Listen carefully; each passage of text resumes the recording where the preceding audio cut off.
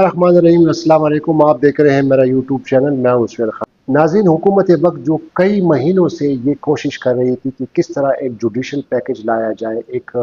आइनी तरामीम लाई जाए जो अपनी मर्जी के जजेस जो हैं किसी भी अदालत में वो लगाए जाएं, और बाकायदा तौर पर इसके लिए ये कोशिश कर रही थी। और ये कोशिश इसलिए कर रही थी कि जो जिस तरह 8 फरवरी के इंतखाबात में किस धांधली की वजह से ये आए हैं, और उस तमाम उन गलत इकदामात पर पर्दा डालने के लिए हुकूमत की ये ख्वाहिश थी कि वो एक ऐसी आइनी अदालत बनाई जाए जिसमें वो अपनी मर्जी के जजेस लगा सकें और अपनी मर्जी के मुताबिक फैसले किए जा सकें। कल बाकायदा तौर पर ये आइनी में जो जो तरामीम करने जा रही है उसका ड्राफ्ट जो है बाकायदा तौर पर हुकूमत ने शेयर कर लिया है एक दूसरे के साथ। पाकिस्तान पीपल्स पार्टी का ड्राफ्ट भी आ गया है, मुस्लिम लीग नून का भी आ गया है, और ख़ास तौर पर जो अहम ड्राफ्ट है वो पाकिस्तान जमीयत उलमा इस्लाम पाकिस्तान के सरबराह मौलाना फजल रहमान साहब का ड्राफ्ट आया गया है, जो बड़ा ही इंटरेस्टिंग है, जो कि इसकी मुखालफत कर रहा है। ये क्या चीज़ है, ये इस प्रोग्राम में डिस्कस करेंगे। लेकिन दूसरी जानिब काजी फाइज ईसा साहब जो कि चीफ जस्टिस ऑफ पाकिस्तान है, 25 अक्टूबर को रिटायर होने जा रहे हैं। किस तरह उन्होंने अब तक हुकूमत का साथ दिया, हुकूमत के तमाम उन इकदामात को जो है उनको बिल्कुल क्लियर किया, उनके हक में फैसले सुनाए गए। अब आखिरी फैसला वो क्या करने जा रहे हैं, हुकूमत को क्या अब तोहफा पेश करने जा रहे हैं, ये भी इस प्रोग्राम का हिस्सा होगा। और तीसरी और अहम जो बात है वो जो Pakistan supreme court of Pakistan के जो 13-14 जज साहिबान हैं, इंडिपेंडेंट जज साहिबान, बशमूल जो आने वाले चीफ जस्टिस हैं जस्टिस सईद मंसूर अली शाह,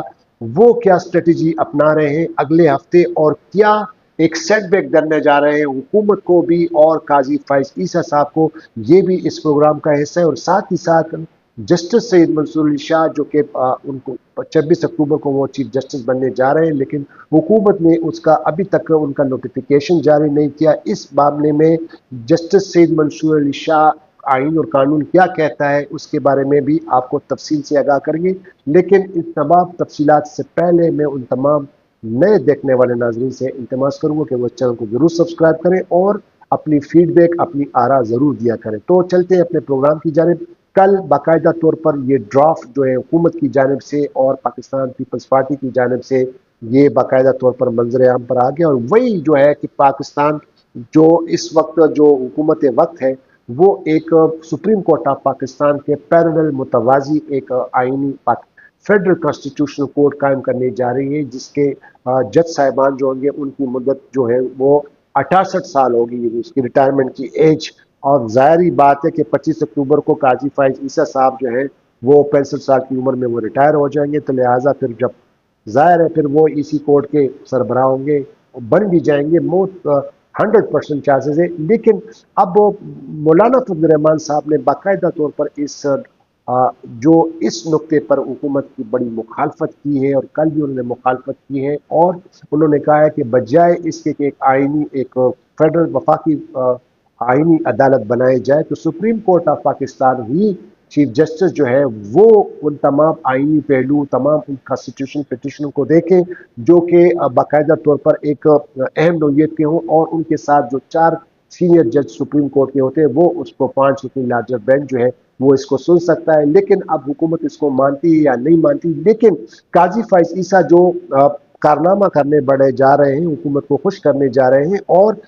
इस हवाले से क्या है वो ये है कि कुछ गुज़िश्ता जो रोज़ कुछ दिन पहले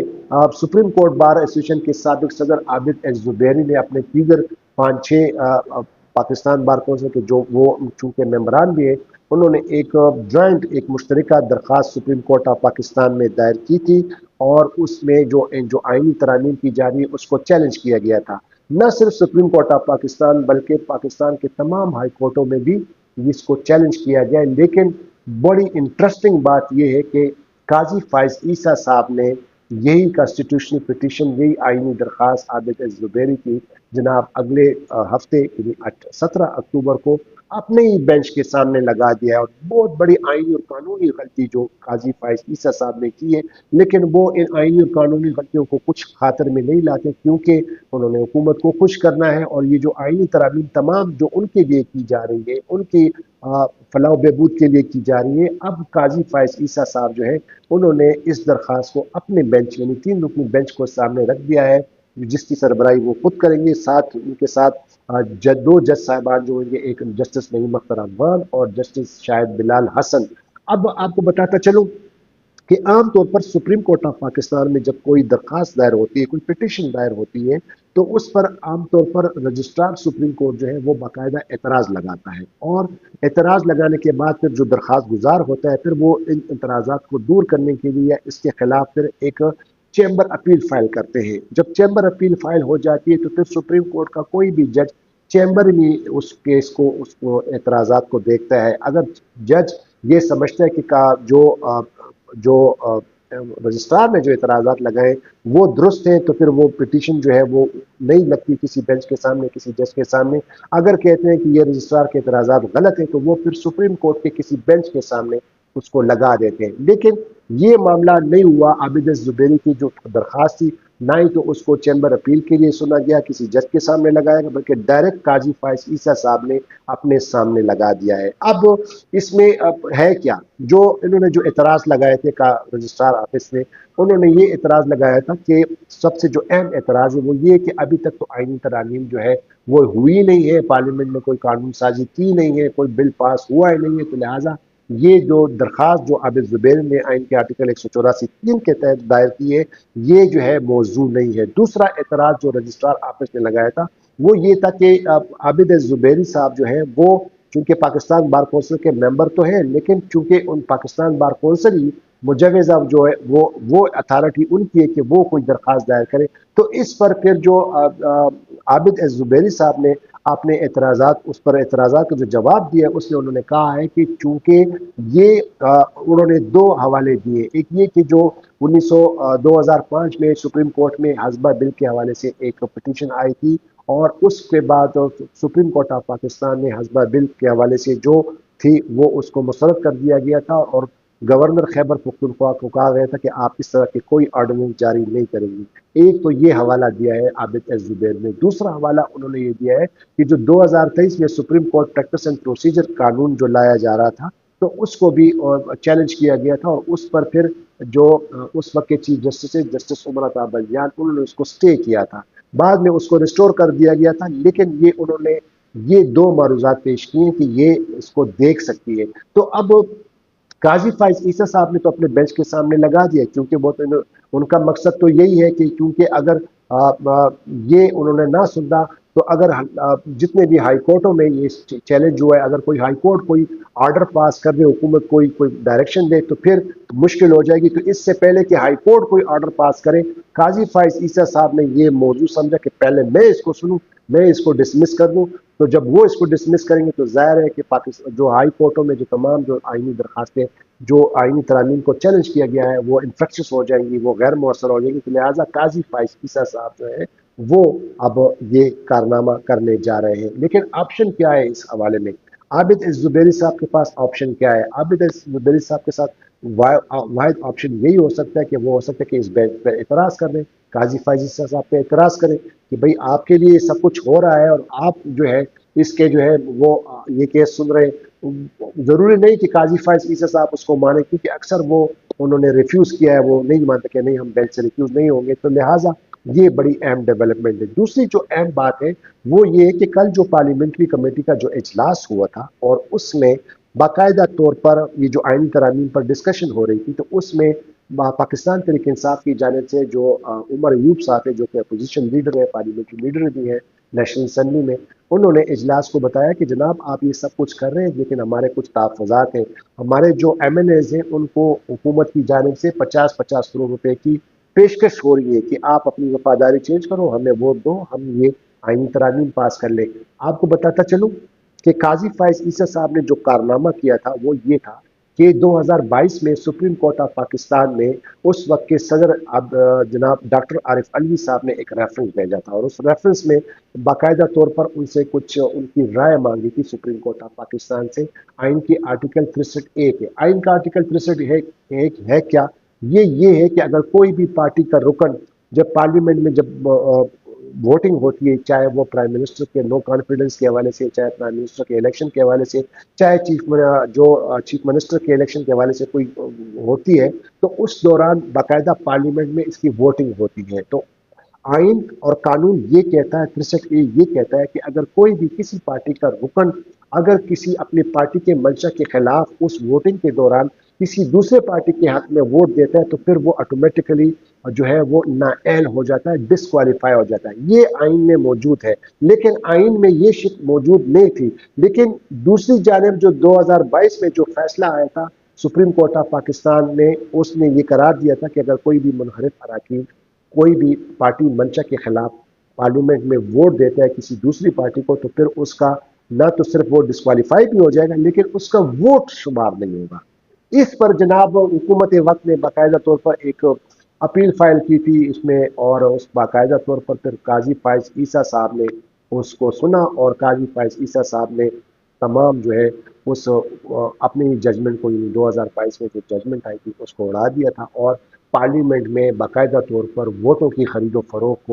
کو پارلیمنٹ میں مچھلی بازار کو جو ہے دوبارہ انہوں نے ریسٹور کر دیا تھا۔ اور یہی وہ اقدام ہے کہ اب جو حکومت کرنے جا رہی ہے، یہ جو آئینی ترامیم لا رہی ہے، اگرچہ ان کے پاس اکثریت نہیں ہے کیونکہ ان کو قومی اسمبلی میں 13 سیٹیں چاہیے اور سینٹ میں ان کو 9 سیٹیں چاہیے، جو اس کے پاس وہ اکثریت نہیں ہے، لیکن ظاہر ہے کہ قاضی فائز عیسیٰ صاحب نے راہ ہموار کر دیے، وہ ڈیفیکشن کلاس جو ہے اس پہ جو ووٹ کاؤنٹ کرنے کا معاملہ انہوں نے ختم کر دیا ہے، تو لہٰذا حکومت وقت یہ کوشش کرے گی کہ جناب پاکستان تحریک انصاف کے ایم ایل ایز کو خرید کر کے ان کی وفاداریاں چینج کر کے یا ان کو اغوا کر کے، جو پہلے جو ہوا تھا آپ کو یاد ہوگا، اسی مسلم لیگ نون نے چانگا مانگا کا آپ کو یاد ہے کہ کس طرح وہ ان کے ایم ایل ایز کو لے گئے تھے، مری لے گئے تھے، ان کو جو ہے وفاداری تبدیل کر کے پھر اپنے حق میں ووٹ دیا تھا۔ تو اب وہی سلسلہ دوبارہ ہوگا، لیکن اب یہ جو حالات پیدا کیے جا رہے ہیں، اب پاکستان تحریک انصاف نے اپنے بیشتر ایم این اے جو ہے وہ خیبر پختونخوا ان کو شفٹ کر دیا ہے، ان کو پروٹیکشن ہے کہ کوئی ان کا ممبر جو ہے وہ منحرف نہ ہو جائے یا ان کو کوئی اغوا نہ کرے، لیکن کچھ ذرائع کا کہنا ہے کہ کچھ ایسے ممبران ہیں کہ ہو سکتا ہے کہ وہ ان کو مجبور کیا جائے، ان کو یہ 50 کروڑ روپے دے کر، یہ پیسے دے کر ان کی وفاداریاں چینج کر کے ان کو ووٹ دیا جائے اور آئینی ترامیم پاس کی جائے۔ یہ بھی قاضی فائزی صاحب کا ایک کارنامہ تھا، اور اب یہ جو کارنامہ جو میں نے پہلے آپ کو بتا دیا ہے وہ 17 اکتوبر کو یہ جو آئینی ترامیم کو جو چیلنج کیا گیا ہے وہ اس کو اڑا دیں گے اور حکومت کے پلیٹ میں ایک دوسرا تحفہ ان کو دے دیں گے۔ بہرحال جو دوسری جو اہم خبر ہے اب وہ یہ کہ آپ جو سپریم کورٹ کے جو 12-13 جج صاحبان انڈیپینڈنٹ جج صاحبان ہیں جنہوں نے 12 جولائی کو فیصلہ دیا تھا سپریم کورٹ آف پاکستان کے 11 رکنی بینچ، جس میں سے 8 ججوں نے بشمول جو آنے والے چیف جسٹس ہیں جسٹس سعید منصور علی شاہ، انہوں نے مخصوص نشستوں کے حوالے سے جو فیصلہ دیا تھا اس پر انہوں نے یہ قرار دیا تھا کہ پاکستان تحریک انصاف ایک پارلیمانی جماعت تھی اور ہے، لہٰذا جتنے بھی قومی اسمبلی اور صوبائی اسمبلی میں مخصوص نشستوں کی جو سیٹیں ہیں وہ پی ٹی آئی کو ملنی چاہیے، لیکن اس پر 12 جولائی، 12 اگست، 12 سپٹمبر اور 12 اکتوبر بھی گزر گئے، 3 مہینے گزر گئے، اس پر ابھی تک الیکشن کمیشن آف پاکستان نے عمل درآمد نہیں کیا ہے، بلکہ اسی دوران حکومت نے ایک قانون سازی کی اور اس الیکشن ایکٹ میں ترمیم کر کے جو ہے اس کو اڑا دیا تھا، اور تو اب باقاعدہ طور پر 12-13 جج صاحبان جو ہے، ایک 17 اکتوبر کو آئینی ترامیم پر جو اس کے خلاف جو پٹیشن فائل ہوئی اس پر سماعت ہوگی، 18 اکتوبر کو قوی امکان ہے، ذرائع کہہ رہے ہیں کہ جج صاحبان جو 13-14 جج صاحبان جو ہے انڈیپینڈنٹ جج صاحبان جو ہے وہ خاموش تماشائی نہیں بیٹھیں گے اور وہ کچھ نہ کچھ اقدام کریں گے 18 اکتوبر کو وہ کیا اقدام کر سکتی؟ ظاہر ہے وہی کہے گی کہ بھئی ابھی تک ہمارا 12 جولائی کا جو فیصلہ ہے اس پر عمل درآمد کیوں نہیں کیا گیا ہے، الیکشن کمیشن سے دوبارہ کہیں گے، جو کہ حکومت کے لیے اور الیکشن کمیشن کے لیے ایک بڑا سیٹ بیک ہوگا۔ تیسری جو اہم بات ہے وہ یہ ہے کہ ابھی تک حکومت وقت میں، چونکہ قاضی فائز عیسیٰ صاحب 25 اکتوبر کو ریٹائر ہو رہے ہیں، اس کے بعد نیکسٹ جو سینئر موسٹ جج ہے وہ جسٹس سعید منصور علی شاہ ہے، لیکن اس کا نوٹیفیکیشن جاری نہیں کیا گیا، اس پر بھی اب باقاعدہ طور پر جسٹس منصور علی شاہ کے پاس ایک اور بڑا آپشن ہے، اور وہ قانونی اور آئینی طور پر ہے کہ چونکہ آئین